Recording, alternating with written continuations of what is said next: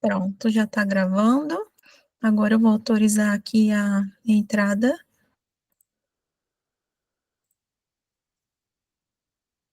Clara? Não entrou, Clara, ainda. Entrou, autorizei. Clara, tá aí?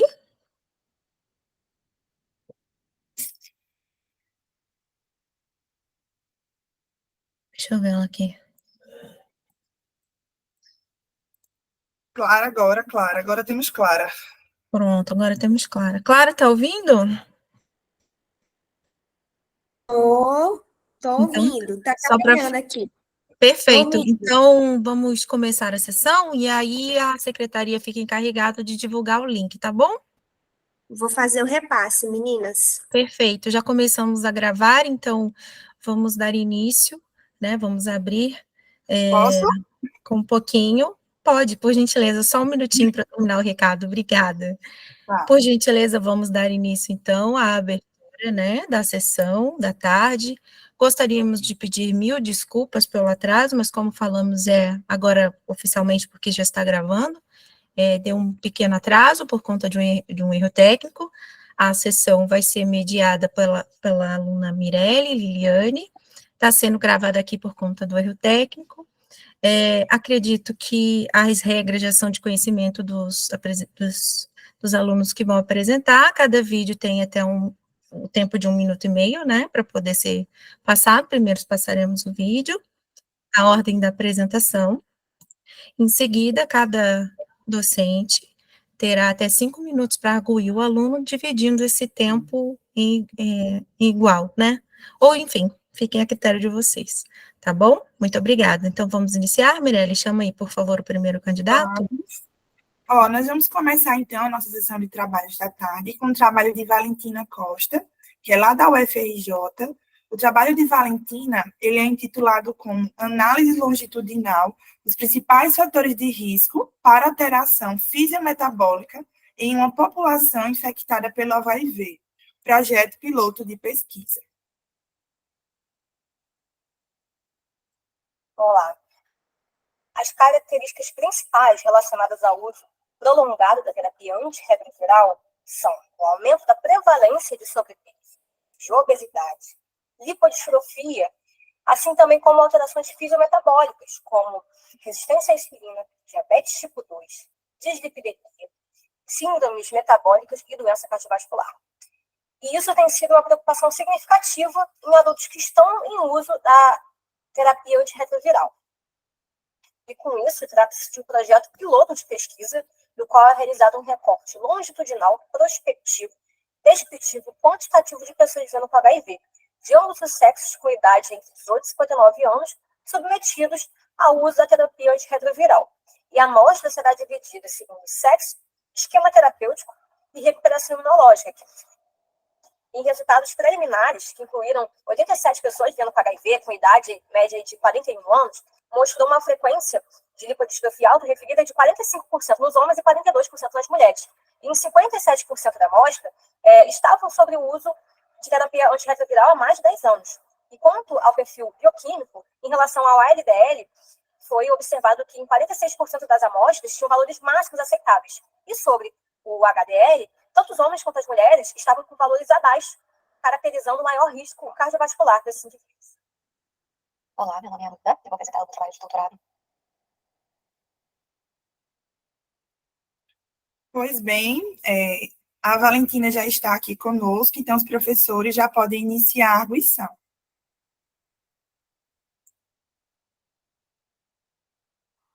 Pode ficar à vontade, professora Rita. Obrigada, Rodolfo. Boa tarde a todos. Valentina, tudo em ordem? Está me ouvindo? Olá. Está me ouvindo? Valentina, é bastante interessante essa proposta de estudo, e você já está realizando a sua proposta de estudo pelos dados que você apresenta, né? Você consegue passar essa sua mensagem em uma linguagem que seja mais acessível à população? Por exemplo, é possível você nos explicar, dizer agora, qual é o objetivo do seu estudo de uma forma em que pessoas que não são da academia conseguem compreender? Consigo sim. Então, vamos- No caso, eu fiz, né, dessa forma por conta de ser um trabalho aqui, gente, tudo mais. Mas então, no caso, você pediu para eu fazer isso agora, não foi?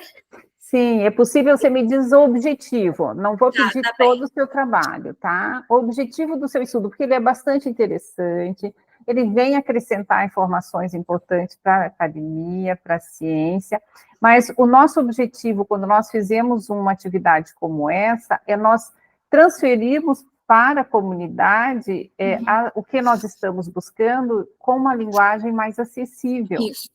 Então, eu só quero saber se você tem esse exercício dessa linguagem mais acessível. Não, tá ótimo, então.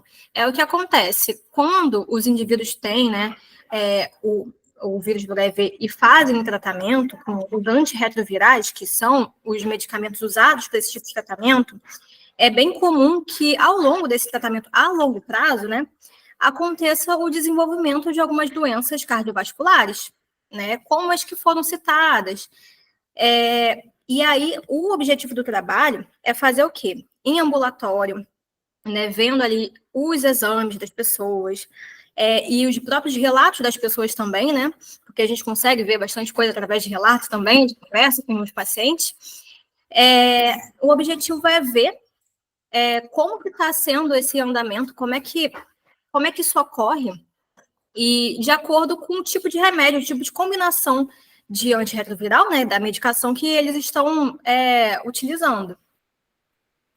Aí a gente vai ver os sintomas, de acordo com e os relatos também, e os exames bioquímicos, e comparar isso com o tipo de combinação de antirretroviral que está tendo para cada paciente.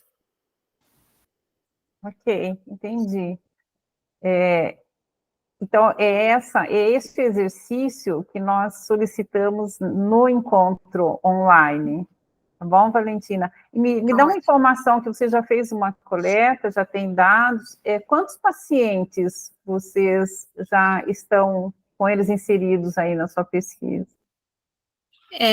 Então, eu entrei nessa parte agora, mas esse trabalho já era um trabalho que estava vindo a ser realizado, né, pela professora Lismeia e pelo grupo SAI, e já foi feito com 87 pessoas. Ok. Eu te agradeço, Valentina, e desejo sucesso para você. Muito obrigada, gente. Perfeito, estou contemplado aqui com as colocações da professora Rita. Já anotei aqui. Obrigado. Muito obrigada, Valentina, pela apresentação do seu trabalho. Parabéns e muito sucesso aí na caminhada. Nós daremos continuidade, então, com o trabalho de Amanda dos Santos, que é lá da Unifal. Esse trabalho é intitulado Das Flores de Jabuticabeira à Saúde Coletiva. Efeitos da digestão in vitro sobre a composição fenólica e atenuação do estresse oxidativo induzindo enterócitos humanos. Olá, meu nome é Amanda, eu vou apresentar o trabalho de doutorado intitulado Das Folhas de Jabuticabeira à Saúde Coletiva, efeito da digestão in vitro sobre a composição fenólica e a atenuação do estresse oxidativo induzido em enterócitos humanos. Bom, atualmente, indústrias alimentícias, indústrias farmacêuticas buscam fontes alternativas que são ignoradas pela indústria para a produção de alimentos, para a produção de nutracêuticos. Sabe-se que a folha de jabuticabeira é um produto não convencional, normalmente ignorado, que possui um alto teor de compostos fenólicos. Fenólicos esses que hoje em dia já é bem elucidados na literatura e são essenciais para a prevenção de doenças crônicas não transmissíveis. Com isso, o objetivo foi avaliar o efeito da digestão simulada in vitro sobre a composição fenólica das folhas de jabuticabeira e avaliar a bioatividade em eritrócitos humanos contra a oxidação induzida. Para isso, nós coletamos as folhas de jabuticabeira em alfenas e registramos no herbário. Secamos essas folhas em circulação de ar e moemos no de faca até a obtenção da farinha de folha de jabuticabeira.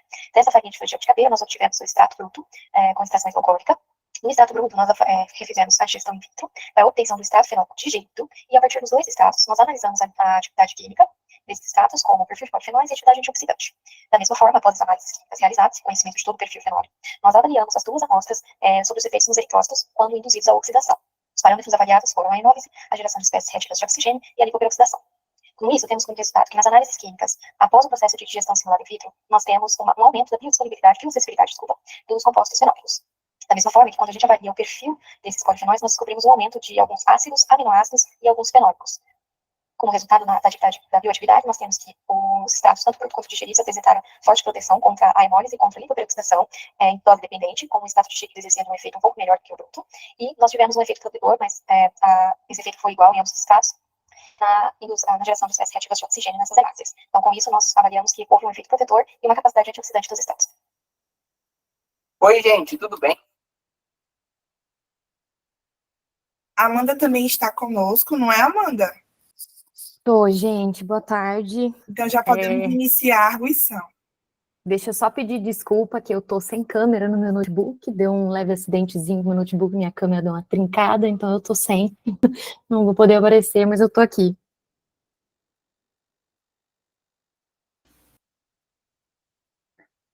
Oi, Amanda. Boa tarde. Boa tarde, professor.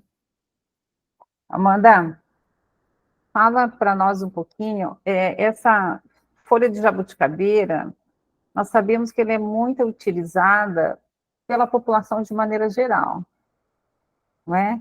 E ela é utilizada até na esperança ou na ocorrência de uma atividade anti-inflamatória, porque eu já ouvi relatos de pessoas da população que fazem uso quando eles estão aí com dor de garganta, com inflamação de garganta. Os famosos chás, né? Então, e aí nós nos deparamos aí com o estudo que você está fazendo, e é um estudo bastante interessante. Quando liberado para a população, nós temos que ter um cuidado muito grande, embora você esteja aí apresentando dados e o estudo que você está fazendo, mas nós temos que ter um cuidado muito grande nessa liberação, né? Ou nessas informações. Então, tem um efeito benéfico e tal. Quando a pessoa ouve que tem um efeito benéfico, por exemplo, ela pode achar que ela vai preparar 1 litro de chá e vai tomar o dia inteiro esse chá. Ou outras questões que nós não conseguimos nem imaginar como que a pessoa pode levar. Então, eu te pergunto, como que poderia ser trabalhado essa forma de vincular essas informações? E essa vinculação de informação, nós temos que imaginar que nós estamos conversando com população dos diversos níveis culturais. Uhum. E o nosso objetivo é que consigamos atingir um número quanto maior de pessoas com esse conhecimento. Como que você acha que nós poderíamos estar vinculando alguma informação, ao invés de liberarmos simplesmente, olha, ele tem, não é simplesmente, desculpem pelo simplesmente, mas utilizarmos o termo, né, de que ele tem um efeito benéfico, ou ele atenua lesões oxidativas, como que nós podemos fazer essa chamada? Inicialmente, professora, essa parte do trabalho que eu apresentei foi uma parte que eu desenvolvi lá na Irlanda. Eu fiz 6 meses de doutorado de sanduíche lá, e aí eu trabalhei com essa parte de análises químicas da amostra, que não é uma coisa que eu faço aqui rotineiramente no nosso laboratório, a gente trabalha muito com célula e animal. Então, inicialmente, eu fui para lá para aprender essas análises químicas. E aí, é só uma ponta do iceberg do meu trabalho, porque inicialmente a gente fez essa análise com eritrócitos, que um outro estudante aqui do Brasil também foi lá para a Irlanda junto comigo, e ele levou essas análises. E agora a gente está passando desses eritrócitos para células, para cultivo celular, em diversas análises, e depois nós vamos para os ratos. E aí, fica difícil estabelecer como passar essas informações, porque a gente ainda precisa estabelecer quantidades, por exemplo, a gente precisa entender realmente o comportamento biológico. A gente testou só em célula humana, né, no sangue, mas a gente não sabe como esse comportamento vai ser em célula humana e também num organismo vivo como os ratos, né. Então, eu não conseguiria, no momento, te dizer como eu passaria essas informações. Inicialmente, a gente encontrou estes efeitos biológicos, mas, logicamente, a gente precisa aumentar o leque de experimentos. Aqui no nosso laboratório, a gente tem o costume de trabalhar com esses resíduos alimentares, então a gente já tem diversos artigos publicados com casca de jabuticaba, com semente de jabuticaba e com polpa de jabuticaba. E nesses diversos artigos que a gente já publicou, nós encontramos efeitos benéficos também. Então a gente está extrapolando agora para a folha, para atingir uma questão mais sustentável, da economia circular da jabuticaba, né, para utilizar a jabuticabeira como um todo, não só como frutas, folhas, casca, semente, enfim. E a ideia também é uma patente aí no fim desse doutorado. Então, inicialmente, a gente encontrou esses resultados, mas eu não posso extrapolar ainda para um efeito benéfico para a população. Compreendido. E, sem dúvida nenhuma, excelente trabalho. O que eu solicitei, o que eu te perguntei, foi somente um exercício. Como podemos extrapolar um resultado, e ainda mais quando estamos pesquisando algo que vem da população, né, que é, por exemplo, o uso de chás de folhas de jabuticabeira. Mas eu compreendo, sem dúvida nenhuma, a sua colocação de que vocês estão investigando, e essa é a nossa função, é estar investigando, né? A solicitação foi que vocês conseguissem fazer esse exercício de ter aí uma conversa, um diálogo, de maneira que tivesse maior acessibilidade à população. Entendi. Parabenizo o grupo e desejo muito sucesso para vocês. Estamos aí na expectativa desse grupo de resultados, tá bom, Amanda? A gente também, muito obrigada. Olá, Amanda. Parabéns pela apresentação. Eu tenho apenas um questionamento complementar ao que a professora Rita destacou. Você, na sua resposta, você falou que com o seu retorno da Irlanda, não é isso? Vocês começaram a fazer a aplicabilidade desse insumo em modelos de célula aqui, né? Eu queria que você destacasse quais são os modelos que você está utilizando aqui, porque na Irlanda foram eritrócitos, não é isso?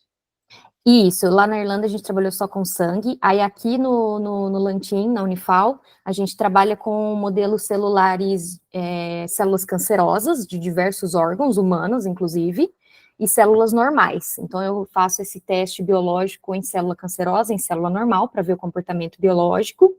A gente faz teste de permeabilidade com CACO2, que também é uma célula intestinal humana, e a gente extrapola testes de genotoxicidade, mutagenicidade, ciclo celular, enfim, a gente faz diversos testes aqui com cultivo celular, mas sempre com células humanas.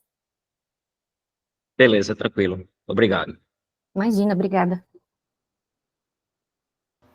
Parabéns, Amanda, pelo trabalho. Nós vamos dar continuidade agora vendo o vídeo do Tiago Caetano, que também é da Unifal, e seu trabalho é intitulado como Efeito da Ivermectina sobre macrófagos in vitro, no combate a bactérias extracelulares, utilizando Pseudomonas aeruginosa como modelo experimental.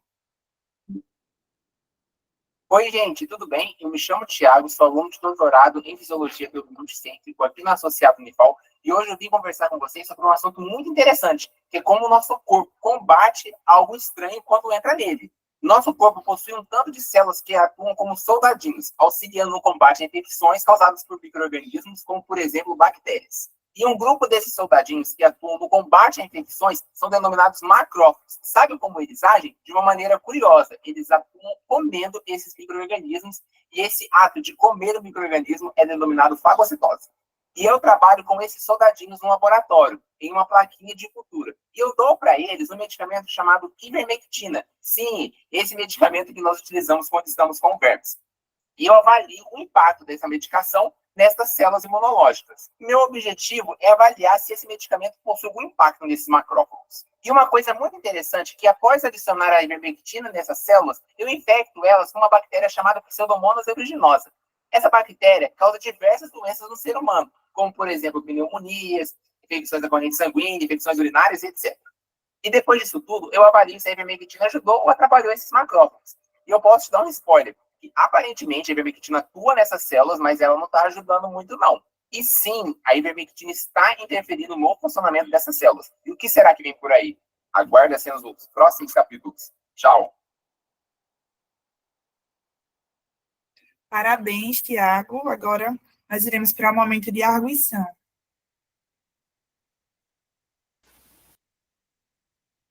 Oi, Tiago. Tiago, parabéns. Eu já fiquei curiosa em saber o que vem, quais são as cenas dos próximos capítulos.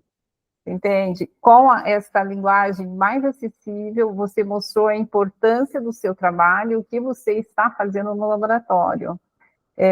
Eu vou te dizer que você atingiu aí a expectativa em termos de comunicação científica para a população. E você veja que ao você atingir esse quesito, você está, de uma maneira, possibilitando as pessoas que te ouvirem tomar decisões mais adequadas, mais assertivas. Então, Tiago, eu quero saber o resultado do seu trabalho, sem dúvida nenhuma, e só tenho a te parabenizar e desejar sucesso.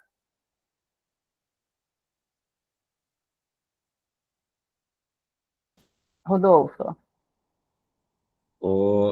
Então, da mesma maneira, faço minhas as considerações da professora Rita, Tiago. Tá dando para ouvir bem? Porque está oscilando aqui a internet.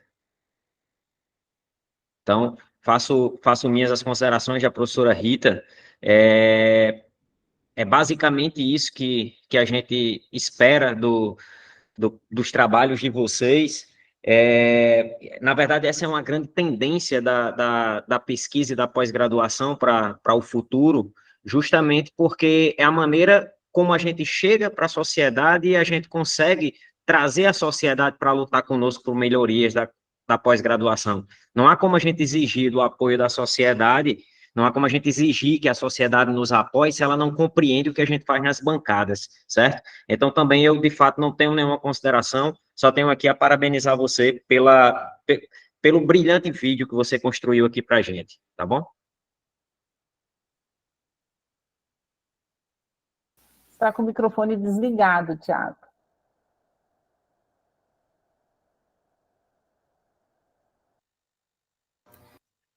Tiago, a gente ainda não consegue te ouvir. Eu acho que você pode colocar no chat. Tá aparecendo que seu microfone está ligado, mas não está saindo nenhum som, infelizmente.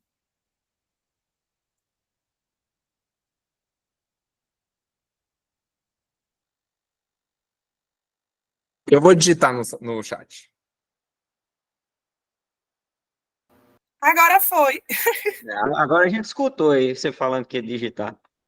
Não, então, não, eu falei anteriormente, né, que não deu para vocês ouvirem. Eu agradeço, né, as considerações que vocês fizeram. Muito obrigado, fiquei muito honrado pelos comentários e somente agradecer. Obrigada, Tiago, pela sua participação. Agora nós veremos o vídeo de Daniele da Fonte, que é da UFRJ, que seu trabalho tem por título Oligosacarídeos de dermatosulfato de Phacelia nigra isolados incorporados em nanosistemas. Uma análise do potencial neuritogênico. Um título grande e difícil.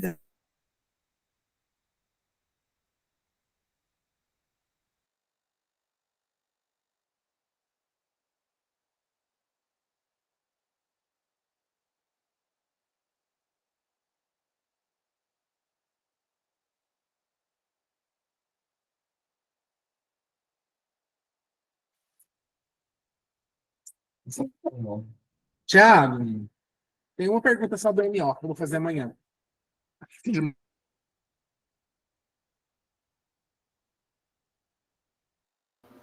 Eu ouvi um barulho, aí eu acabei parando a transmissão, mas está tudo certo aqui? Tá sem áudio, Mirelle. Você tá fechando seu áudio, aí não aparece pra gente. Me desculpas. Vou voltar, então. Meu nome é Daniele Martins, meu trabalho é vinculado com oligosacarídeos, dermatosulfato de Phacelia isolados e incorporados em nanosistemas, uma análise do potencial neurogênico. Atualmente, doenças neurodegenerativas são consideradas incuráveis, uma vez que não existe um fármaco que seja capaz de reverter a progressão da neurodegeneração. Um agente terapêutico, para ser considerado ideal, ele deve ser capaz de atuar em múltiplas atividades de diferentes funções. Isso garante destaque ao dermatansulfato, uma vez que o dermatansulfato isolado das vísceras da Phacelia nigra apresentou resultados positivos com relação à ação neuroprotetora e antioxidante. Esse trabalho avalia a ação neurotogênica de estruturas menores, denominadas de oligosacarídeos oriundos de dermatansulfato de Phacelia nigra, complexados ou não a nanopartículas. Para a realização desse trabalho, inicialmente será realizada a extração dos glicosaminoglicans das vísceras da Phacelia nigra e, posteriormente, o dermatansulfato será isolado. O dermatansulfato obtido será clivado com atividade de controle tinase em estruturas menores denominadas oligosacarídeos. Os oligosacarídeos eles serão complexados a nanopartículas e essas nanopartículas terão um potencial neurotogênico avaliável. em cultura de células da linhagem neuro 2A. Em seguida, serão realizadas avaliações da citotoxicidade dos nanosistemas, através da avaliação da atividade metabólica, com MPT, e da toxicidade dos nanosistemas, utilizando os larvos da Acidistiella plicata como modelo de estudo. Esse foi o obtido após a extensão de isolamento de sulfato das vísceras da cefalozemia.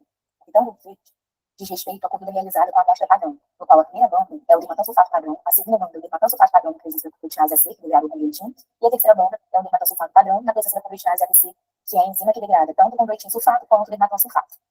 Comparando esse retângulo verde com o retângulo verde que é o da minha amostra, a gente pode observar que o perfil de migração é muito semelhante, mostrando ali que o que foi isolado das vísceras da cefalozemia realmente foi o dermatansulfato.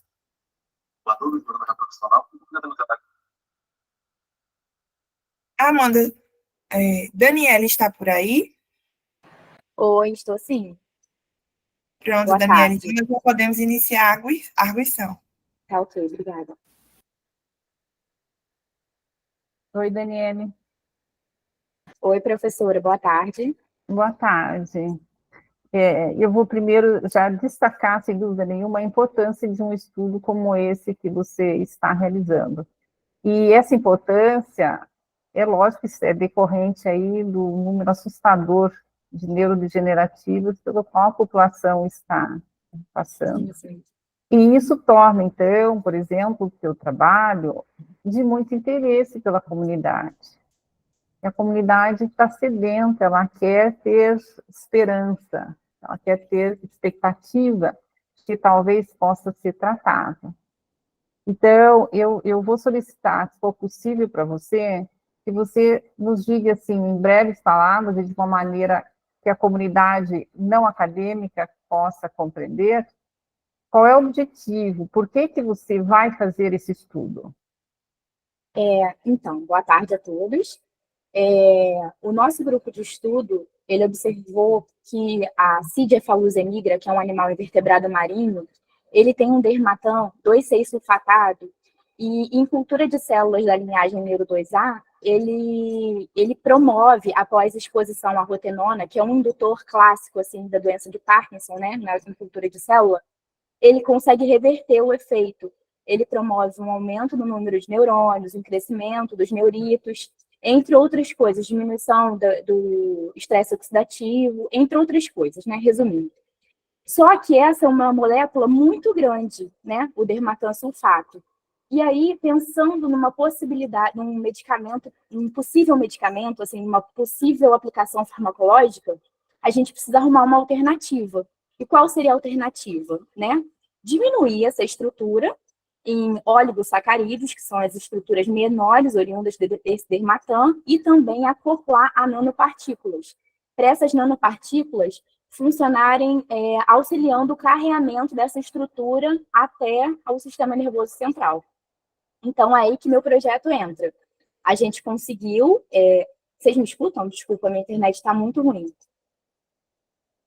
Estamos escutando. Ah, tá. Então tá. O objetivo do meu trabalho é esse. É conseguir clivar esse dermatansulfato, né, que é essa estrutura muito grande, numa estrutura menor, que preserve o efeito, né, que foi observado na estrutura inicial, sem ser clivada, e também acoplar ela a nanopartículas para facilitar essa chegada até o sistema nervoso central e a passagem pela barreira hematocefálica. E é basicamente isso, para a gente conseguir ver se ela tem esse mesmo efeito que foi observado em cultura de células. Ok, Daniela. Ficou mais acessível. É porque realmente é um tema muito difícil, e aí tentei correr no vídeo, é difícil de explicar, assim.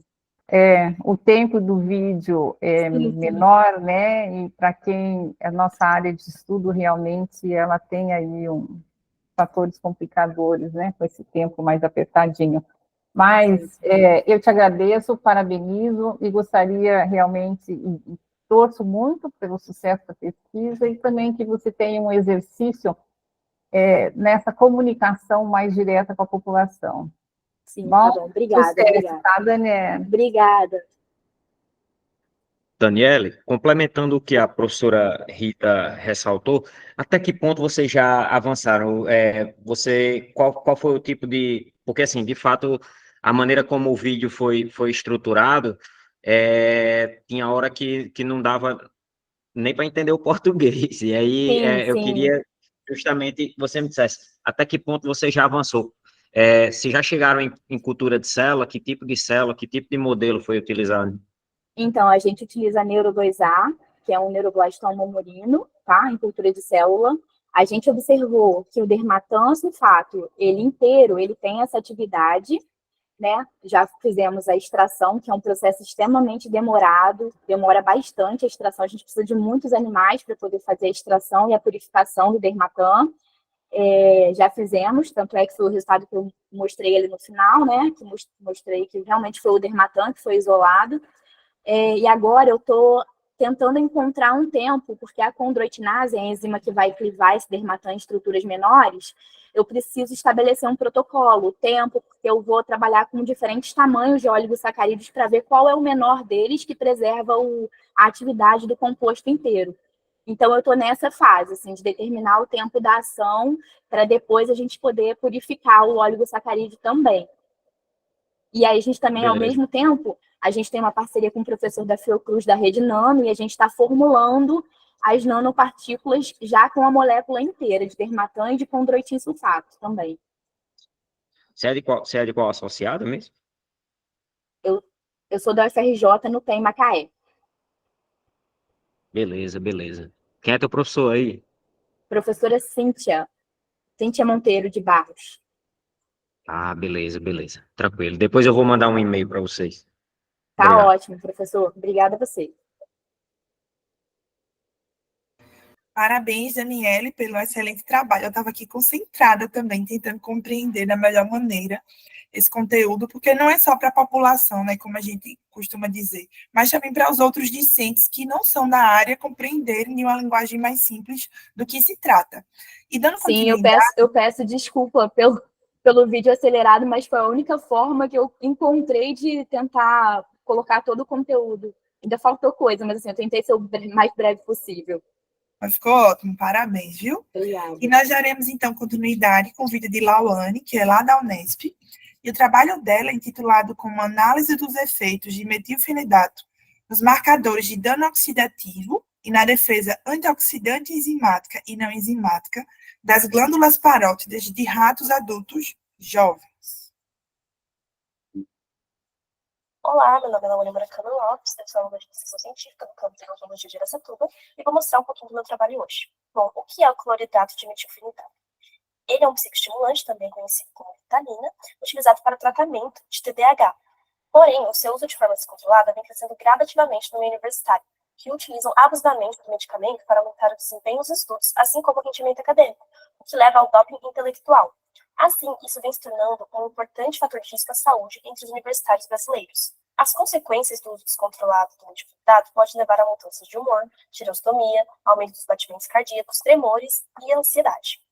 Então, o objetivo desse trabalho é avaliar os possíveis efeitos do uso crônico do estimulante metilfenidato, os marcadores de dano oxidativo e na defesa antioxidante enzimática e não enzimática das glândulas parótidas de ratos. Na pesquisa, os animais foram distribuídos nos grupos controle, onde foram tratados apenas com solução salina, e o grupo metilfenidato, onde os animais foram tratados com uma dose de 3 mg por quilo do metilfenidato. O tratamento foi realizado diariamente por lavagem gástrica e, após 4 semanas, foi feito o homogenato das glândulas parótidas para as análises. Os resultados foram diminuição da SOD, CAT, TBARS, concentração de H2O2 e proteína carbonilada, enquanto a GPX, GSH, ácido úrico, capacidade antioxidante total se mantiveram semelhantes entre os grupos. O conjunto de dados nos leva a crer que o metilfenidato causa disfunção das glândulas salivares, propiciando o desenvolvimento de condições bucais.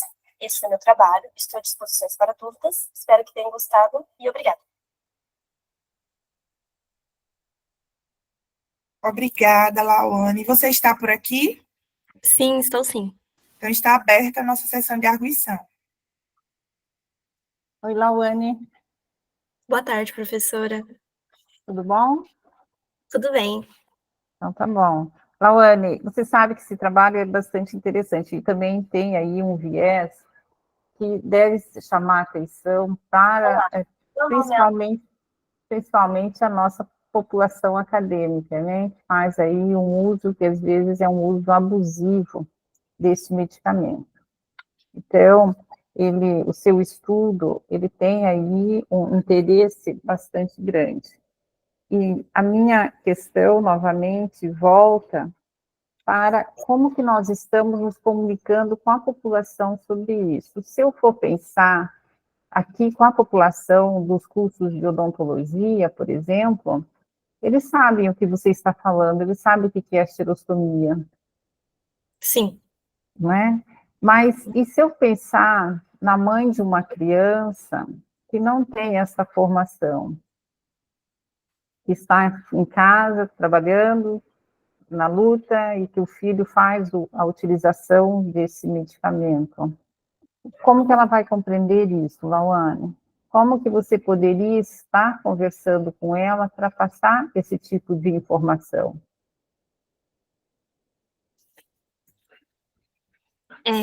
Então, eu iria explicar que a xerostomia é a mesma coisa que boca seca. E que o metilfenidato no uso abusivo. Tá me ouvindo bem agora? Agora sim. Eu iria explicar que a xerostomia é o equivalente de boca seca e que com o uso de metilfenidato pode acarretar numa boca seca, né? E quais seriam as consequências disso? A cárie, um caso de gengivite, até mesmo periodontite. Traduzindo sempre esses termos, né, Lauane? Sim, com certeza. Então, tá bom. Lauane, você é aluna de iniciação científica, o seu trabalho ele é bastante interessante. Eu agradeço por você estar participando do congresso e já está aí nesse exercício de ter um diálogo mais aberto com a população, mostrando o que você faz. Tá bom? Uhum. Tá bom, muito Sucesso, Laiane. Obrigada. Perfeito, Lauane, parabéns pela apresentação. Faço minhas as considerações da professora Rita. De fato, é um grande desafio e você que está iniciando agora na trajetória acadêmica, é importante colocar sempre como propósito a capacidade de tentar capilarizar e de traduzir esse conhecimento para a comunidade, certo? É um grande desafio que a gente tem de agora em diante nas universidades, nas bancadas, então já fica aqui para você esse conselho. Em função do avançar da hora, a gente poderia aqui debater algumas outras coisas acerca do metilfenidato que eu acho que seriam importantes, mas nós tivemos um atraso e vai ser importante a gente dar um fluxo mais acelerado agora, tá bom? Obrigado. Tudo bem. Obrigada a você. Parabéns, Lauane. Muito obrigada pela sua participação. Agora a gente vai ter uma pequena alteração somente na ordem das apresentações. Então, nós teremos a apresentação do trabalho de Amanda Vieira, que é da UFPB. E o trabalho de Amanda, ele tem por título Avaliação da Interdisciplinaridade como um método facilitador do ensino de fisiologia humana na graduação. Vou colocar para projetar aqui para vocês.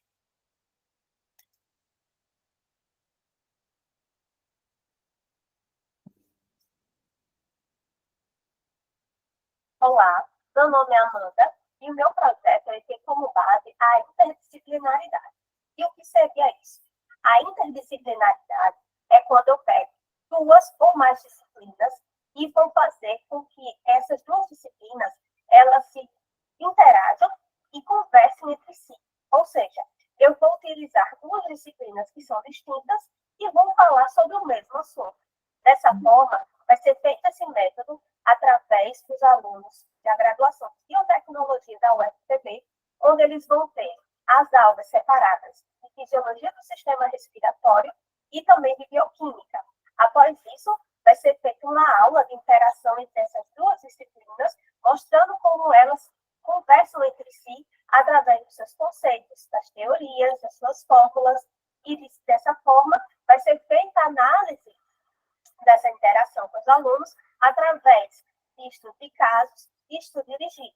A partir disso, a gente consegue obter a percepção dos alunos acerca dessa interdisciplinaridade e conseguir proporcionar o envolvimento dos alunos com as duas disciplinas, possibilitando, assim, a ampliação do conhecimento e, dessa forma, a motivação dos alunos a correlação, o entendimento e o estudo dessas duas disciplinas.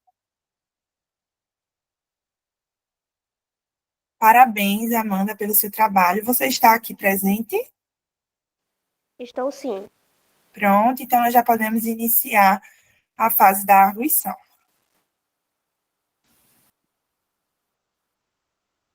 Oi, Amanda. Oi.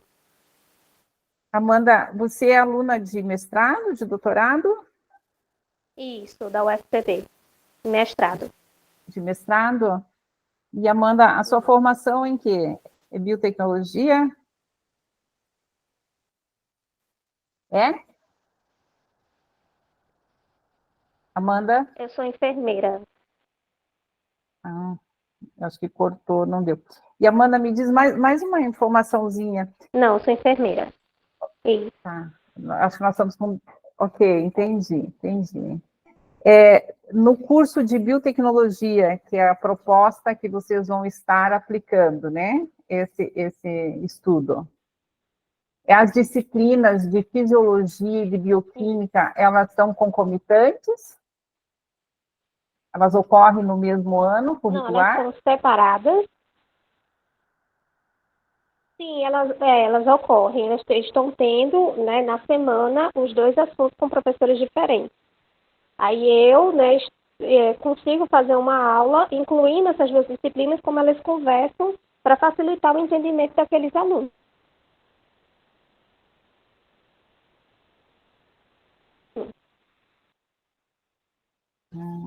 Entendi. E você já fez alguma dessas aulas ou ainda não aplicou essa parte? Já sim, já foi ministrada a aula. Eu tive resposta muito positiva e a gente agora está aplicando o estudo de caso, que também já foi aplicado, e agora a gente está analisando para ver qual foi a resposta através do estudo de caso.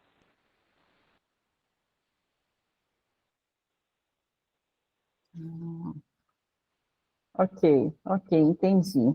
Parabéns pelo trabalho, tá bom, Amanda? Agradeço pela sua atenção e desejo sucesso aí. Obrigada. Amanda, parabéns pela apresentação. No caso, o projeto que você apresentou aqui, o trabalho que você apresentou aqui, ele faz parte da sua dissertação, é isso?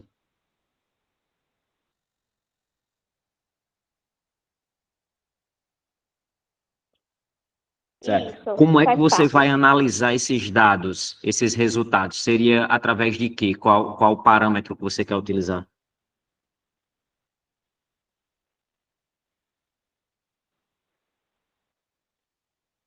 Então, como a gente está fazendo uma forma qualitativa, então a gente vai atrás da opinião dos alunos acerca dessa nova técnica, para ver se ajudam na motivação e também no entendimento deles a partir dos dois assuntos, porque são dois assuntos considerados difíceis para a maioria, né, complicados, né, que vem muito da parte da memorização.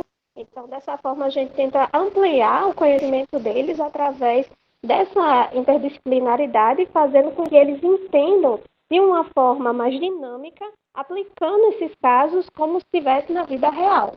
Então, ele deixa de ser algo muito teórico e acaba sendo algo mais prático, algo que eles consigam interagir entre outras disciplinas, fazendo sentido.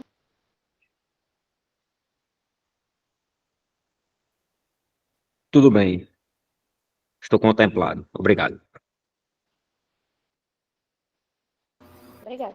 Obrigada, Amanda, pela sua participação. Dando continuidade, agora nós veremos o vídeo de Lohane, acredito que seja Lohane que chama, que ele tem por título Avaliação Psicobiológica de Camundongos Expostos durante o período perinatal ao melato de fluvoxamina.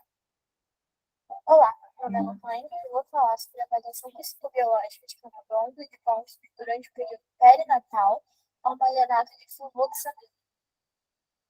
A serotonina é uma grande protagonista em estudos sobre o comportamento, responsável pela transmissão química das informações e seus receptores, incluindo os receptores 5-HT1 ao 5-HT7.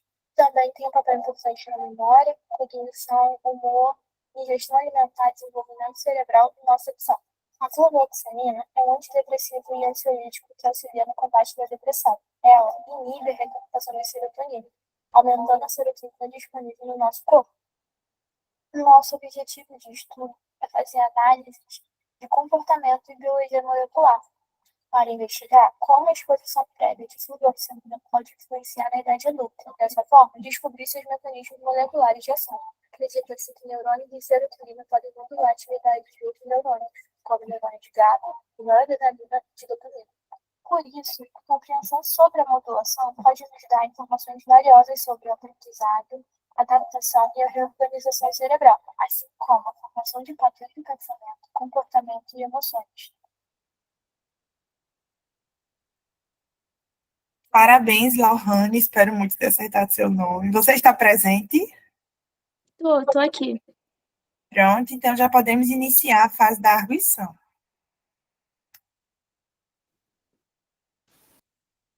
Rodolfo, você quer fazer?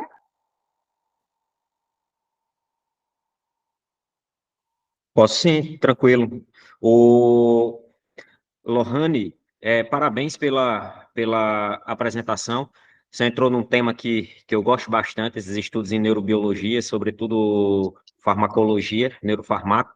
E aí você falou de um medicamento que tem sido muito utilizado na sociedade, né, o fluvoxamina.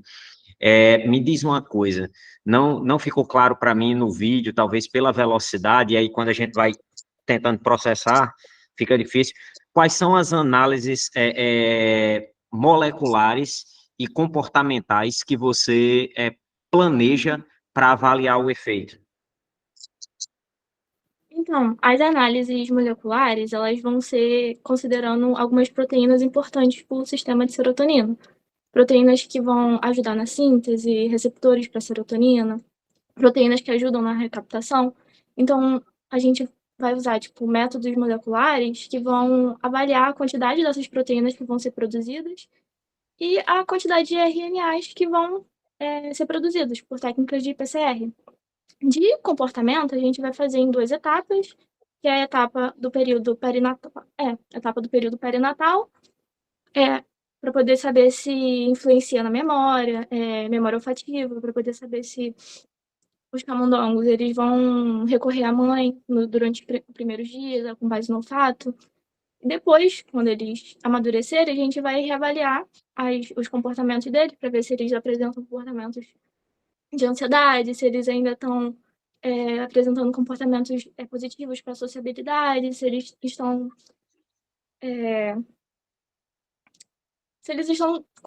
continuaram com os mesmos comportamentos durante o período perinatal, se eles vão continuar com isso na idade adulta. Então, a gente vai dar uma repetida em alguns experimentos. Perfeito. E para o seu modelo experimental, o que é que você define de modelo perinatal? Então, o modelo perinatal vai ser avaliado durante o período de desenvolvimento cerebral do camundongo, que é um período que os neurônios de serotonina estão em desenvolvimento. Então, seria por volta dos primeiros dias de nascimento até a fase do 11º dia, mais ou menos, do camundongo. Tudo bem, tranquilo, obrigado.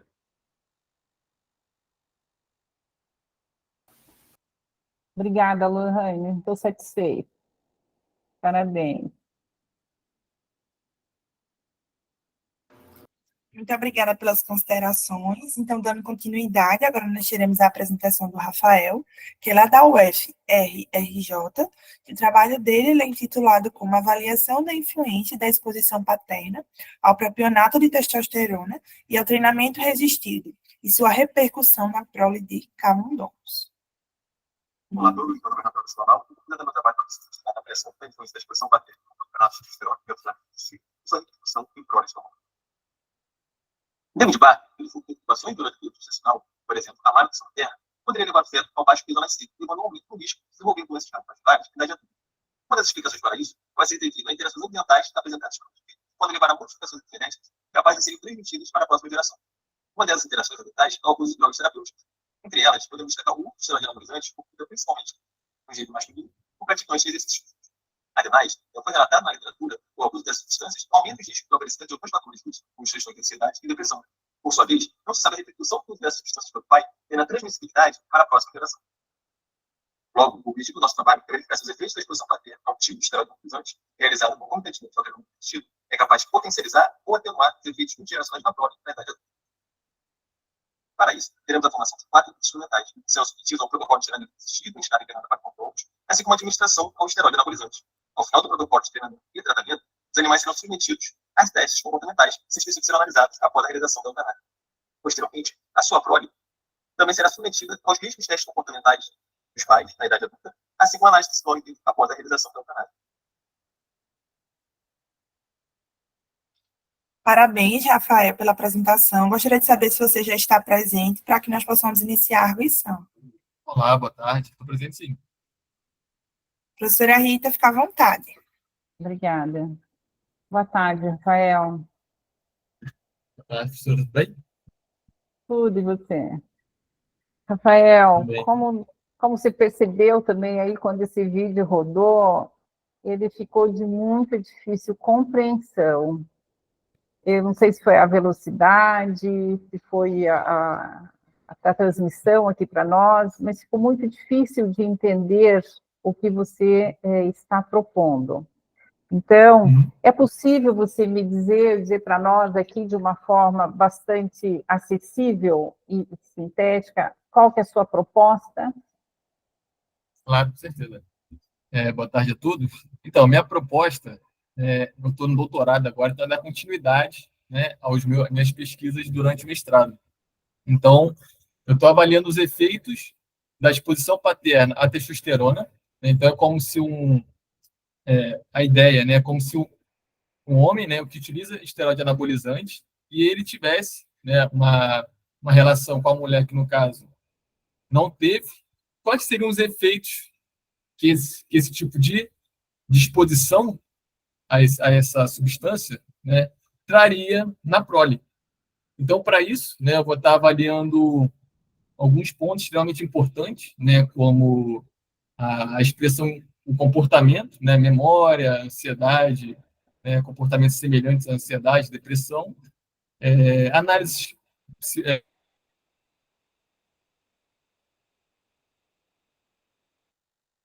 Travou. Não sei se foi a minha internet ou a dele.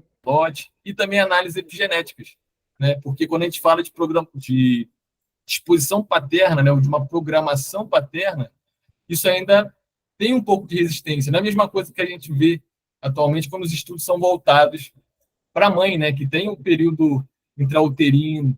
Então, quando a gente fala de disposição paterna, é muito importante também as análises epigenéticas. Então, também está sendo proposto isso no nosso trabalho. E o treinamento resistido? Isso, então, o treinamento resistido, ele é extremamente importante porque a gente quer aproximar, né, o nível de translação do nosso trabalho. Porque quando a gente viu no mestrado, a gente não tinha um exercício. E agora a gente está colocando o exercício como um componente também como coloquei no objetivo, ou de atenuar os efeitos que a gente verificou durante o nosso trabalho, ou de potencializar o que a gente viu, né? Então, agora a etapa do nosso trabalho é exatamente padronizar esse modelo de exercício resistido, porque em camundongo isso não tem, né, do jeito que a gente está propondo, que é o treinamento resistido com sobrecarga, né? No caso, não aquela carga que é colocada na cauda do animal, mas sim de um componente com roldanas, né? Então, a gente está nesse período de padronização ainda do trabalho. Ok, entendi. É lógico que nós destacamos a importância aí do seu trabalho, do seu estudo. Realmente existe um número muito pequeno ainda de estudos para avaliar esses efeitos na população masculina. Embora seja a população de ratos que tem o maior número de estudos são com os machos, né, e o menor número com fêmeas, mas não nesta área. Então, sucesso para você, tá bom, Rafael? Obrigado, muito obrigada. Obrigado. Ô, Rafael, parabéns pelo trabalho, né? De fato, o vídeo, a transmissão ficou um pouco conturbada e, num dado momento da sua arguição aqui, a gente ficou sem escutá-lo, certo? Então, pode ser que o que eu pergunte agora, realmente você já tenha falado, e é porque ficou um tempo aqui, alguns segundos ficou mudo, tá bom? Com relação à análise da prole, eu peguei a parte que você disse que vai fazer alguma análise de algumas variáveis epigenéticas, mas há a previsão de algum teste comportamental, de alguma análise comportamental, para ver de que maneira essa prole ela se desenvolve? Então, a proposta é fazer análise comportamental tanto no pai que foi submetido ao tratamento, quanto na prole aos 70 dias de vida, né? Então, a nossa análise é quando o animal já se encontra no período adulto da idade, porque foi isso que a gente fez no nosso mestrado. Então, para a gente ter esse nível de translação dos nossos resultados, né, a gente optou por realizar o trabalho aos 70 dias de vida também. Perfeito, perfeito. Não, eu achei bem interessante. Esse grupo aqui, Rita, em particular, está bem interessante as pautas, porque são pautas bem prevalentes, né? A gente falou aqui sobre metilfenidato, aí vem outro pessoal aí falando sobre ansiolítico antidepressivo, aí outro falando no uso de esteroide anabolizante fatalmente, não é? E, assim, tem uns estudos bem interessantes, né, Rafael? Você que está estudando até isso aí muito mais do que eu, já tem alguns estudos que trazem uma grande evidência, né, do uso de esteroides anabolizantes pelas mães e o impacto disso no desenvolvimento, ou pelo menos em fatores que fortalecem a ocorrência, a prevalência do autismo, né? Você viu isso aí? Então, eu vi um trabalho, isso até eu utilizei durante a minha defesa de mestrado, que eu, né, trouxe um efeito materno da exposição ao esteroide anabolizante, mas eles queriam fazer um estudo como se o nível de translação, né, com mulheres que tivessem a síndrome do ovário policístico, né, como também altos níveis de testosterona no sangue. E eles também viram algumas alterações comportamentais, né, como comportamento semelhante à ansiedade, deu déficit também de sociabilidade. Então, dentro dessa perspectiva, né, eu vi um trabalho também relacionado a isso, né? Mas com macho, com camundongos, no caso, não tem muita coisa, não. Beleza, tranquilo. Estou satisfeito, obrigado. Ali, obrigado. Obrigada, Rafael, pela sua apresentação. Dando continuidade agora, nós veremos o vídeo da Maria Eduarda, que ela vai trazer um pouco do seu projeto, que tem como título Avaliação Psicobiológica de Camundongos Expostos durante o período perinatal ao cloridato de venlafaxina. Oi, eu sou Maria Eduarda, aluna de Iniciação Científica do Laboratório de Psicofarmacologia do Comportamento, Universidade Federal Rural do Piauí. Meu trabalho explica o efeito do cloridato de venlafaxina no sistema serotonético do período perinatal de camundongos. Bom, o cloridato de venlafaxina é um fármaco preventivo da recuperação de tranquilidade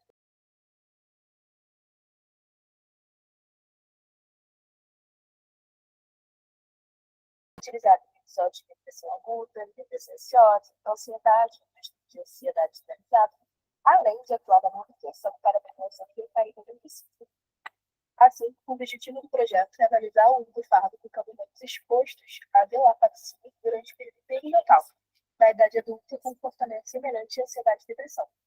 Tá, mas por que isso é importante? Porque o sistema neural do infante ainda pode ser modificado durante a primeira infância.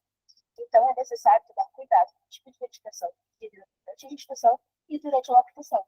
Dessa forma, será possível observar a mudança comportamental, como o fármaco age sobre o sistema serotoninérgico e se a ação do fármaco é prejudicial ou não ao desenvolvimento cerebral do infante.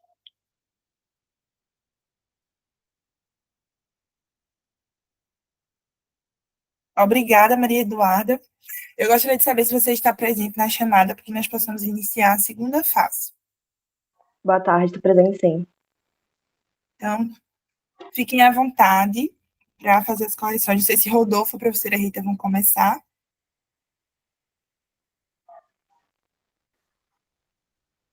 Eita, Eduarda, ajude-nos aí a esclarecer, realmente o áudio não ficou legal aqui. Sintetiza para a gente aí em 30 segundos, se uma pessoa na rua parasse você e dissesse assim, ei, que é que tu faz aí no seu laboratório? O que é que você pesquisa aí? Diga aí pra gente aí.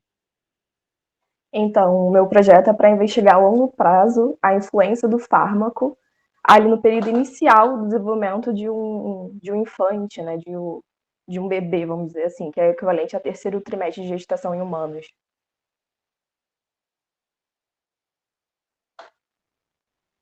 Beleza. O que você chama de período perinatal, que seria equivalente ao... Não entendi essa... Seria equivalente ao quinto ao 15º dia depois do nascimento do camundongo. Certo. Quinto ao 15º dia. Beleza. O... E fazendo um correlato com o humano, seria mais ou menos equivalente a que fase no desenvolvimento da gente, do nosso tecido nervoso? Seria o terceiro trimestre de gestação. Beleza. Tranquilo. Quais são os testes comportamentais que você pretende aqui avaliar? Ali no período do 9º dia após o nascimento, né, a gente até o 11º, a gente vai fazer a busca pelo NIM, que vai investigar a memória olfativa do camundongo, para ver se ele vai optar pelo mais seguro, que é o cheiro da mãe. Também faremos o campo aberto para testar a ansiedade, para ver como se ele comporta, o que ele busca procurar naquele ambiente hostil. Perfeito, obrigado. Oi, Maria Eduarda. Maria Eduarda, qual vai ser o período de análise? É a partir do 9º dia pós-natal, até que período?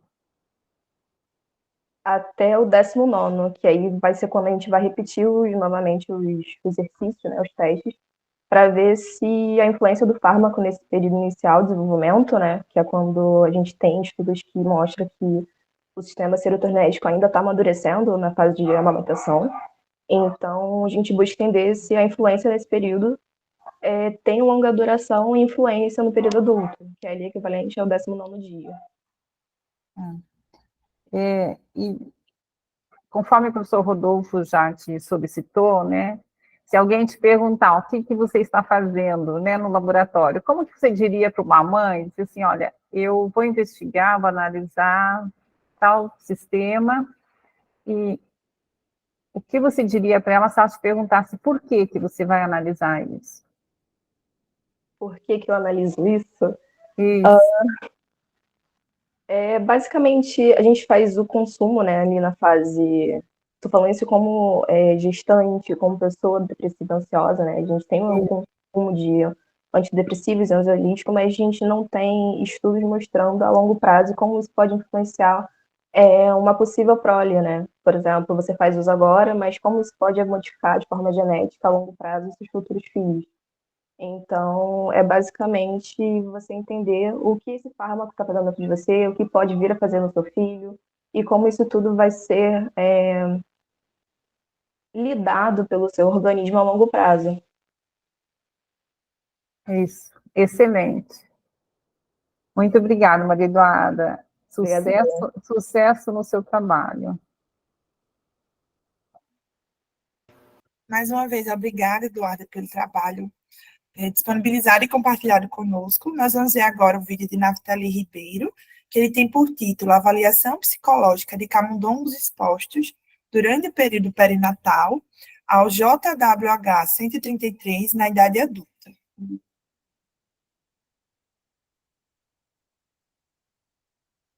Olá, eu sou Naftali Ribeiro Rosa e o meu trabalho é sobre avaliação psicobiológica de camundongos expostos durante o período perinatal ao JWH 133 na idade adulta. Esse é um resumo sobre o sistema endocannabinoide e o que ele pode influenciar.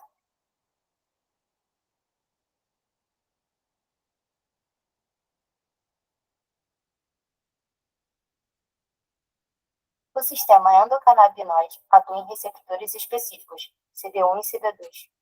O objetivo dessa pesquisa é fazer uma avaliação psicobiológica de camundongos expostos durante o período perinatal ao composto JWH133.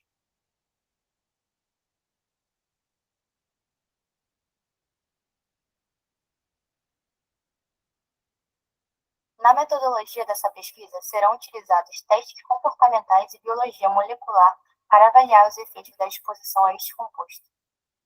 Portanto, conclui-se que compreender seu papel pode ajudar a entender como o sistema endocannabinoide modula esses sistemas e contribui para o desenvolvimento de novas moléculas para tratar ansiedade e depressão. Obrigada. Ela está presente? Tô sim, tô por aqui. Ótimo, então já podemos iniciar a fase da arguição. Oi, é Naftali? É, Naftali. Naftali. Oi, Naftali. Eu vou te Oi, boa perguntar. tarde. Boa tarde. Sou uma mãe ansiosa. Eu quero saber por que você está estudando o sistema endocannabinoide. O que é esse sistema? Por que você está investigando essa interação medicamentosa com esse, que essa mãe não iria falar, interações medicamentosas? É difícil realmente nós buscarmos os termos um pouco mais acessíveis, mas como uma mãe, por que você está estudando o sistema endocannabinoide? Qual que é a finalidade, qual que é a função desse sistema? O que ele está regulando no nosso organismo que te leva a estudar? E no modelo perinatal? Então, esse sistema, eu acho que ele está envolvido na regulação de muitas coisas do nosso corpo e está envolvido no estresse, está envolvido no... Assim, e na ansiedade também, na depressão. Eu acho que eles têm um fator bastante alto em relação a isso, e ele está distribuído no cérebro, né, de várias formas. Então, eu acho que eles podem estar regulando diversas áreas, e por isso que ele é bastante importante, né, bastante, digamos assim, por isso que ele é visto, né, na depressão e na ansiedade. Ok. E qual que seria, então, esse risco desse embrião, desse feto, ser exposto a um medicamento que está intervindo aí nessa via? Então, a gente ainda não começou os testes, mas acredito que, assim, essa substância, a gente vai ver se ela tem algum potencial benéfico, né, no contexto de ansiedade e da depressão. Ok. Então, tá ótimo. É esse exercício que nós temos que fazer, não é? Para conversar aí com a população e deixar mais claro o que está ocorrendo, né? Mas é bastante interessante e, novamente, né, sucesso para vocês nessa busca dessa informação. Ok? Ah, ok, obrigada. Obrigada, eu.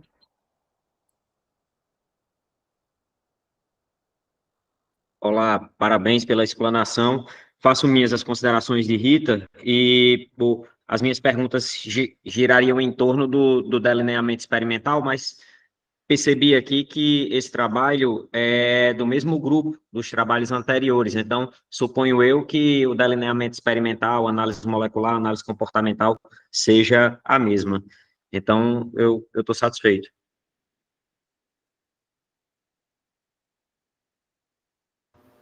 Então, nós daremos continuidade com o trabalho que acredito que seja do mesmo grupo, mas agora a apresentação será de Maria Almeida.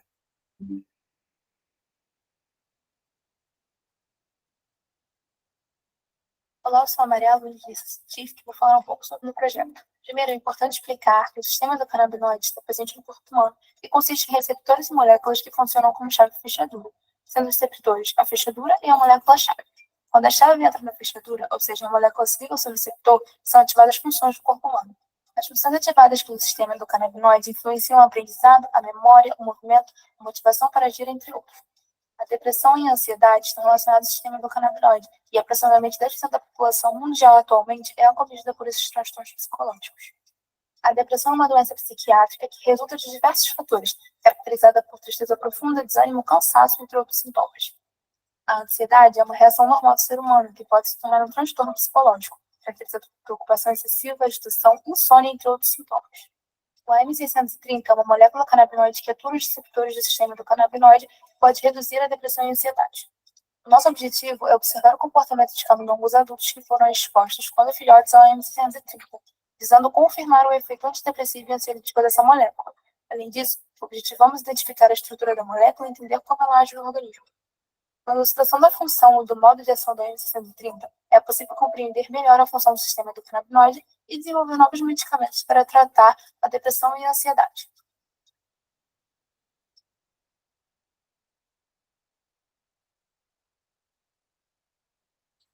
Obrigada, Maria, pelo seu vídeo. Então, antes de iniciar, né, a fase da arguição, eu queria saber se você já está presente aqui na sala conosco. Ótimo. Então, já podemos iniciar a segunda fase.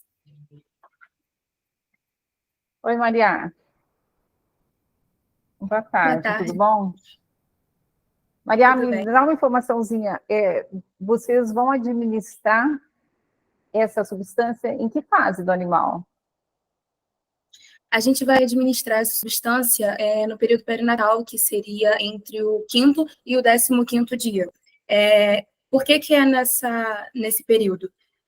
Vai ser entre o 5º e o 15º, porque nesse período está tendo ainda o desenvolvimento de sistemas neurotransmissores ainda, né, do cérebro, como, por exemplo, o sistema serotonérgico, o sistema do canabinoide. Então, a gente vai fazer uma modulação, uma programação cerebral, e juntamente com a administração do AM630. E vocês vão fazer alguns testes comportamentais já nesta fase ou não? Sim, no período perinatal nós vamos fazer 2 tipos de testes. Nós vamos fazer a busca ao ninho, né, que é para avaliar a memória olfativa dos camundongos, e a gente também vai fazer no 19º dia, eu acho, né, até o final da amamentação, a gente vai fazer o campo aberto, para avaliar a atividade locomotora desse animal. E depois, na fase adulta, vocês voltam a analisar, é isso? Sim, nós vamos repetir o teste do campo aberto para ver se o que a gente viu no período perinatal vai se manter, vai se sustentar. Além disso, vamos fazer testes de sociabilidade para ver se tem alguma diferença com o grupo controle, qual vai receber salina. Vamos fazer também testes de avaliação de memória, como reconhecimento de objetos, e também vamos fazer testes associados à ansiedade e à depressão, já que a gente tem trabalhos que falam que o AM630 ele pode modular, né, tanto a ansiedade quanto a depressão, regulando eles, diminuindo eles também. Machos e fêmeas serão analisados? Sim, a gente vai analisar a prole toda, independente do sexo. Entendi. E no adulto, com que idade vocês vão observar? Quantos meses? A gente vai analisar eles depois, eu tenho quase certeza absoluta que vai ser logo depois da amamentação. Ah, então ele não é o adulto, né? Ele é aí o jovem em desenvolvimento. Sim, é logo depois que termina o desenvolvimento cerebral dele. Que aí a gente consegue ver como que essa substância ela modificou ali o comportamento do animal. Entendi. É bastante interessante, ainda mais num período, não é, Maria, que nós vivemos aí com todo esse alterações comportamentais, déficit de saúde mental. Quanto mais nós explorarmos, investigarmos sobre as atuações desses medicamentos nas nossas vias cerebrais, a população só tem a ganhar. Então, eu desejo para você que consiga aí realizar esse estudo e traz à luz da sociedade essas informações, tá bom? Parabéns para vocês e sucesso, tá, Maria? Parabéns, Maria. Sinto-me contemplado pelas colocações de Rita. Obrigado. Eu que agradeço. Mais uma vez, parabéns, Maria, pelo belíssimo trabalho. Nós vamos finalizar, então, essa sessão 2 de trabalho com o trabalho da nossa querida Liliane. Olá! Você sabia que o autismo é uma desordem de neurodesenvolvimento que compromete a comunicação social e a cognição? O autismo não conhece fronteiras. Atualmente, estima-se que, em todo o mundo, 1 em cada 160 crianças seja autista. Essa prevalência ressalta a necessidade do apoio a pesquisas que visem desvendar os mistérios do autismo. Compreender as causas nos ajuda a desenvolver intervenções mais eficazes e a criar uma sociedade mais inclusiva. O metabolismo refere-se ao conjunto de processos químicos e físicos que ocorrem dentro de um organismo e são essenciais para manter as funções vitais. No Laboratório de Psicofarmacologia e Comportamento da Universidade Federal Rural do Rio de Janeiro, tentamos compreender como a transtirretina, uma importante proteína que ajuda na regulação do metabolismo, pode estar relacionada ao desenvolvimento de autismo através do uso de métodos comportamentais de biologia molecular e bioquímicos. Ao final desta pesquisa, esperamos estudar para compreender e poder ajudar a todos aqueles que são acometidos por este transtorno, contribuindo para essa melhoria da qualidade de vida de todos os envolvidos. Se você ou alguém que você conhece precisa de apoio ou informações adicionais, entre em contato com organizações dedicadas ao autismo em sua região. Juntos, podemos fazer a diferença.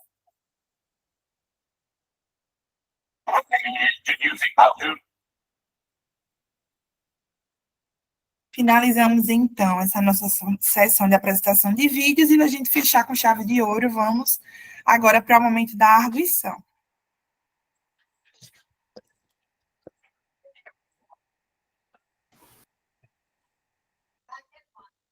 Oi, Liliane, você está por aí?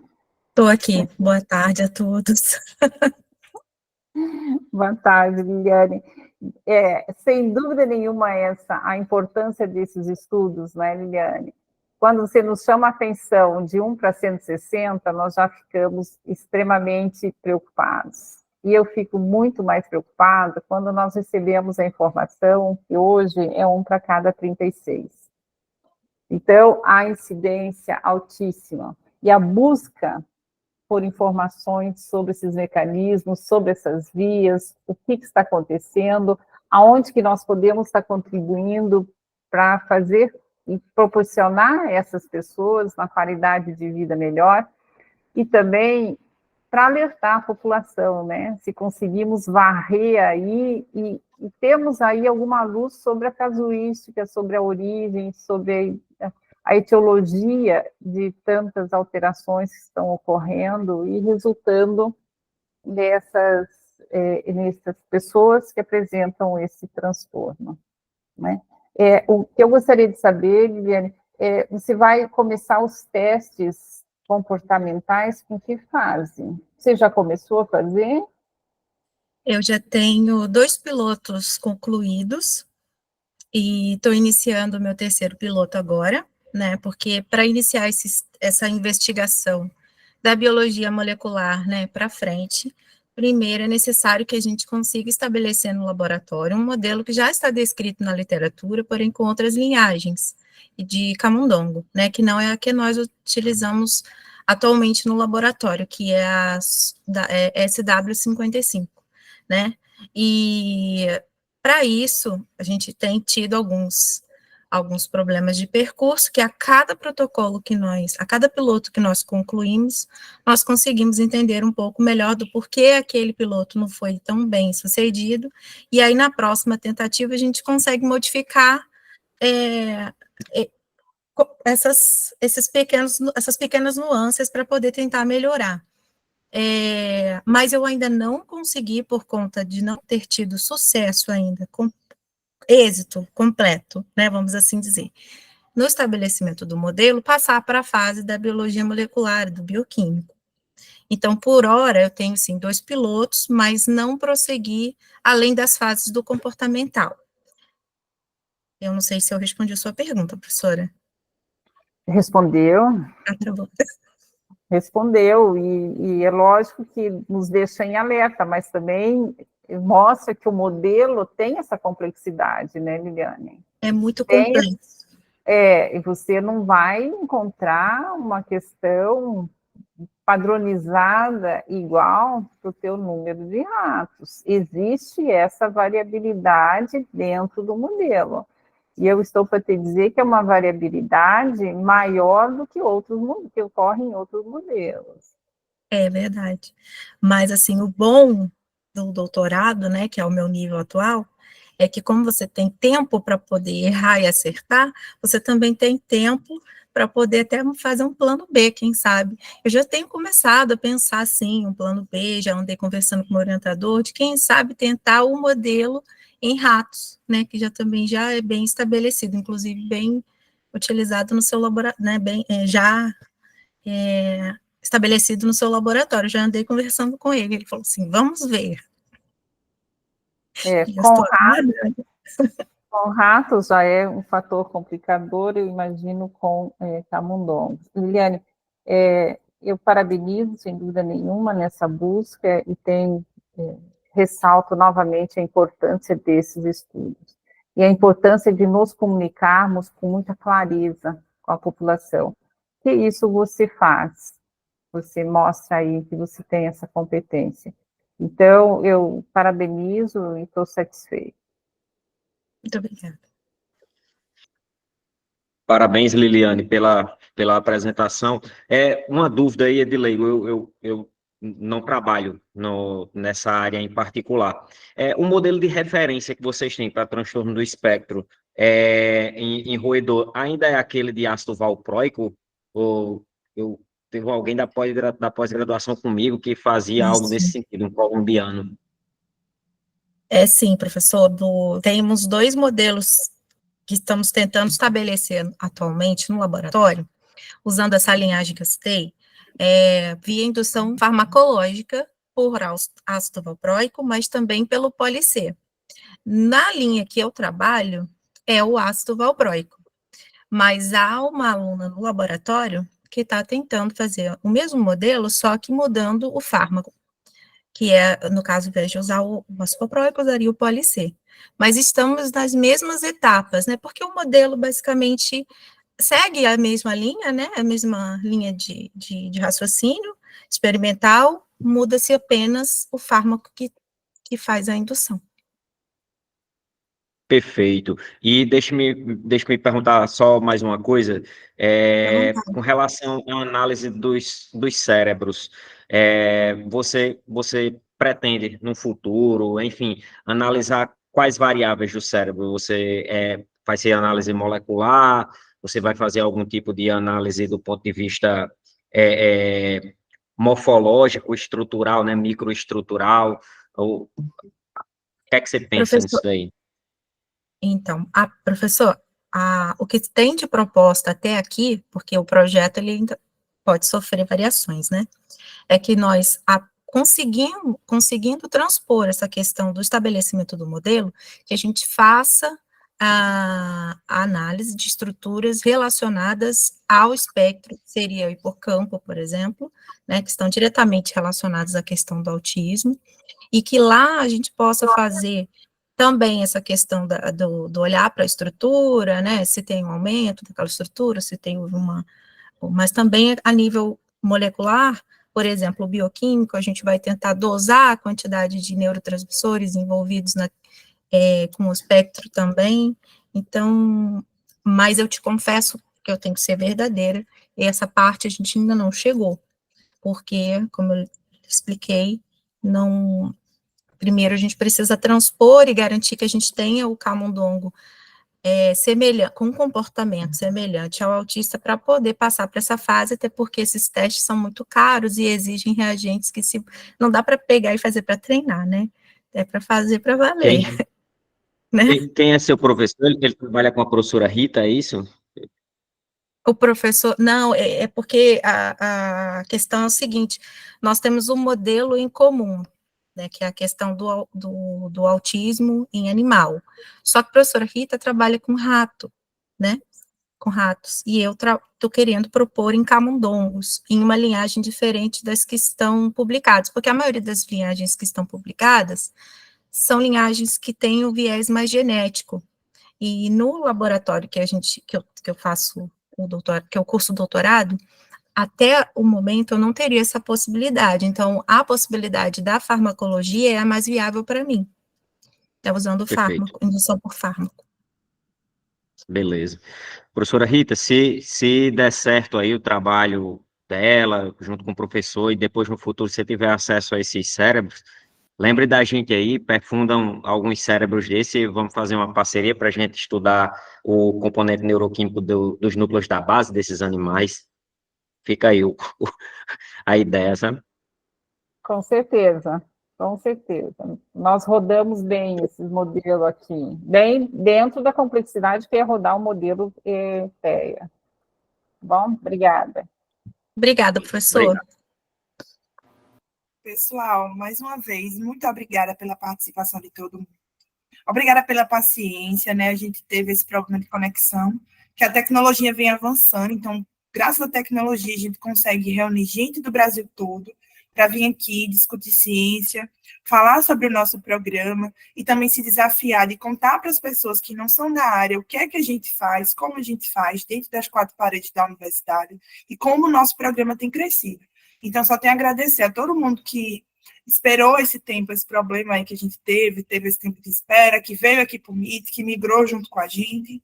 Passando só para avisar que às 18 horas nós iremos retornar para a nossa palestra de abertura, que eu vou até pegar uma filinha aqui, que vai ser com o professor Josias, e o tema dessa nossa palestra vai ser o uso da inteligência artificial no contexto educacional e social, impacto na graduação e na pós-graduação. Então, nós teremos a sessão de abertura e teremos a palestra do professor Josias logo mais às 18 horas. E por onde vai ser essa palestra? Nós estamos testando fazer pelo YouTube, como estava acontecendo anteriormente, como aconteceu nas outras edições, mas também estamos susceptíveis a ser feito aqui pelo Google Meet, sendo gravado e posteriormente disponibilizado. Então, todas essas informações serão enviadas para vocês por e-mail, assim como chegou a informação acerca da nossa mudança do YouTube para o Meet, nós também iremos informar se essa nossa sessão de abertura, mais a primeira palestra, vai ser aqui pelo Meet ou vai ser pelo YouTube. Vocês ficam aí de olho no Instagram, nas redes sociais e também nos grupos de WhatsApp, que os representantes estarão repassando para vocês essa informação posteriormente. Espero todo mundo à noite e muito obrigada. Nós que agradecemos. Obrigada pela atenção, Mirelle. Tchau, pessoal. Até mais, pessoal. Obrigada, Rodolfo.